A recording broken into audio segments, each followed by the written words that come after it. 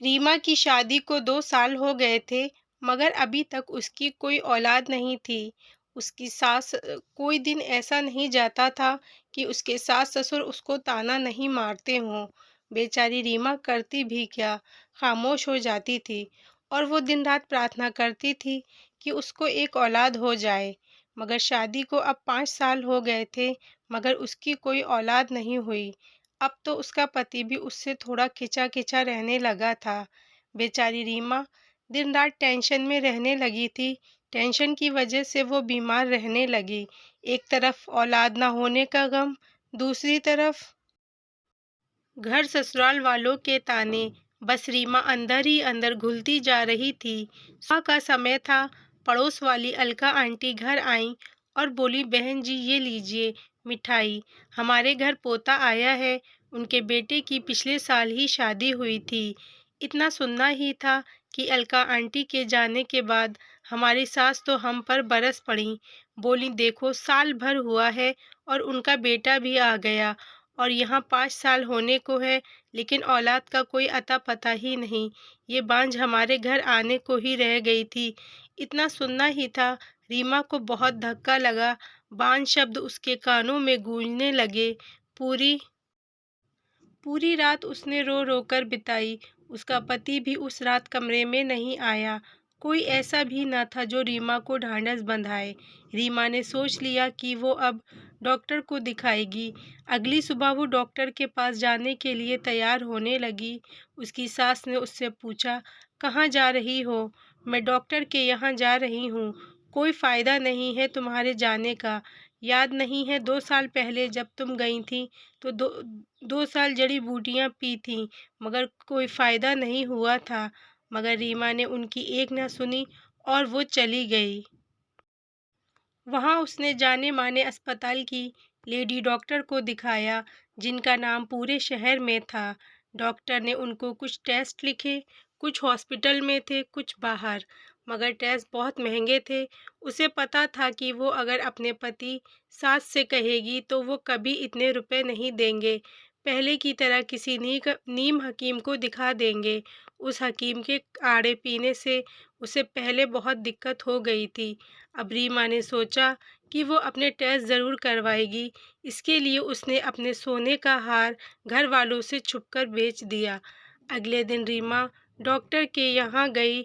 उसने अपने सारे टेस्ट करवाए। रिपोर्ट 2 दिन बाद आनी थी।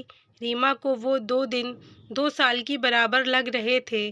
जैसे तैसे 2 दिन कटे। रीमा अपनी सारी रिपोर्ट्स लेकर डॉक्टर के पास गई। जब डॉक्टर ने उसकी रिपोर्ट देखी और उसे जो बताया, उसे सुनकर उसके तो होश ही उड़ गए। डॉक्टर ने बताया, आप में कोई कमी नहीं है, आप पूरी तरह से परफेक्ट हैं। अब आपके पति को लेकर आइएगा, उनके भी टेस्ट होंगे। जहाँ तक लगता है आपके पति के ही अंदर कमी होगी, लेकिन हम ये बिना टेस्ट के भी नहीं कह सकते। मगर रीमा इस कश्मकश में थी कि उसके पति इस बात के लिए राज़ी नहीं होंगे, मगर रीमा को उनका टेस्ट करवाना ही था। मगर कैसे? इसी उधेड़-बुन में रीमा लगी थी। रीमा ने अपने सहेली के पति से कहा कि आप भी डॉक्टर हैं, ऐसी ऐसी बात है, आप उन्हें समझाइए। रीमा के पति और उसके दोस्त के पति दोनों आपस में दोस्त थे। अब राजीव ने रीमा के पति अनुज को फ़ोन किया और कहा, यार आजकल आदमियों में भी बहुत कमी हो रही है, जिस वजह से वो बाप बनने में असमर्थ हैं। ऐसा करो, तुम अपना चेकअप करवाओ और अपनी पत्नी का भी, ताकि पता चल सके कि कमी किसमें है और सही इलाज हो। नीम हकीम को दिखाने से कुछ नहीं होगा। अनुज के समझ में राजीव की बात तो आ गई, मगर वो जानता था कि माँ कभी भी मेरा टेस्ट नहीं होने देंगी। उसने राजीव से कहा कि वैसे भी कमी रीमा में है, मगर तुम्हारे कहने से मैं टेस्ट करवा लेता हूँ। तुम लोगों का खामखा का वहम दूर हो जाएगा। अनुज ने तंज भरे अंदाज में राजीव से कहा।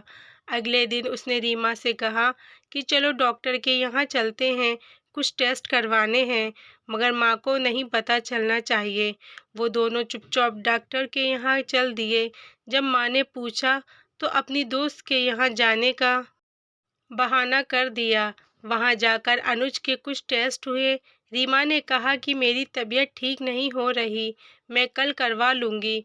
उसने डॉक्टर को भी पहले से सब बता दिया था। अगले दिन जब रिपोर्ट लेकर डॉक्टर के पास रीमा और अनुज गए तो डॉक्टर ने अनुज से कहा कि आप बाप बनने में असमर्थ हैं, आपकी पत्नी पूरी तरह से ठीक है। मगर मेरी पत्नी का तो टेस्ट हुआ ही नहीं। आपकी पत्नी की रिपोर्ट्स ये रहीं, उनके टेस्ट पहले हो चुके हैं, मगर अगर इलाज हुआ तो आप ठीक हो जाएंगे, बस रेगुलर चेकअप और मेडिसिन लेनी होंगी। अनुज को मानो झटका सा लग गया हो। ठीक है डॉक्टर, हम कल आते हैं, कहकर अनुज रीमा से बोला घर चलो। दोनों घर चले जाते हैं। अनुज की आंखों में आंसू होते हैं। वो रीमा से नजरें नहीं मिला पा रहा था, मगर रीमा ने अनुज का हाथ पकड़ा और कहा आप मेरे पति हैं, मैं ये बात किसी को नहीं बताऊंगी। अनुज ने रीमा के आगे हाथ जोड़ लिए और माफ़ी मांगने लगा। रीमा ने अनुज से कहा गलतियां इंसान से होती हैं, मगर हम आज के युग में ऐसे नीम हकीमों की बातों में आ जाते हैं। और क्या औरत बच्चा पैदा करने की मशीन होती है? सारी कमियां क्या औरत में ही होती हैं? जब एक औरत को बांझ कहा जाता है तो पता चलता है उसके दिल पर क्या बीतती है। उसका दिल छलनी हो जाता है। औलाद ना हो तो औरत बर्दाश्त कर लेती है, मगर समाज के ताने और घर वालों का रवैया उसे अंदर ही अंदर ख़त्म कर देता है। समाज चाहे कितने ताने देता, माँ चाहे कुछ कहती, बाबूजी चाहे कुछ भी कहते, मैं सब बर्दाश्त कर लेती अगर आपका साथ होता, कहकर रीमा फफक फफक कर रोने लगी। अनुज रीमा के पैरों में गिरकर माफ़ी मांगने लगा। रीमा नहीं, आप ये क्या कर रहे हैं? मुझे बस आपका प्यार और साथ चाहिए। अनुज अपना इलाज करवाने लगा। एक दिन रीमा ने अनुज को गुड न्यूज़ दी, जिसे सुनकर अनुज मानो खुशी से फूले नहीं समा रहे थे। अनुज ने अपनी माँ को बताया। घर में सब बहुत खुश थे। रीमा की माँ ने तंज भरे अंदाज में कहा कि देखा हकीम जी की दवाई का असर। अनुज ने अपनी माँ को सारी बात बताई। उसकी माँ भी बहुत शर्मिंदा हुई और बहू से माफ़ी मांगी। अब अनुज रीमा का बहुत ख्याल रखने लगा। आखिर नवा महीना शुरू हो गया। अब किसी भी दिन घर में नए मेहमान की एंट्री होने वाली थी कि एक दिन रीमा को दर्द शुरू हुए। सब लोग रीमा को लेकर अस्पताल गए। रीमा की हालत बहुत ख़राब हो रही थी। डॉक्टर ने कहा कि माँ और बच्चे दोनों में से किसी एक को बचाना होगा। सब एक दूसरे का मुंह देखने लगे। आखिर में अनुज बोले, मेरी रीमा को बचा लो, कहकर अनुज रोने लगा। वो रीमा के सही होने की प्रार्थना कर रहा था कि इतने में डॉक्टर आई और उसने कहा कि माँ और बच्चा दोनों सुरक्षित हैं। अब तो घर में खुशियाँ छा गईं। रीमा की सास ने पूरे मोहल्ले में मिठाई बंटवाई। रीमा के घर आने पर ज़ोर शोर से स्वागत हुआ। रीमा को बेटा हुआ था। कुछ दिन बाद जब रीमा को अपनी तबीयत का पता चला कि डॉक्टर ने ऐसे ऐसे कहा था और मेरे पति ने मुझे चुना, उसने कहा कि आपने ऐसा क्यों किया? इतने दिन बाद तो घर में खुशियाँ आई थीं, वो खुशी तुम्हारे बिन अधूरी थी।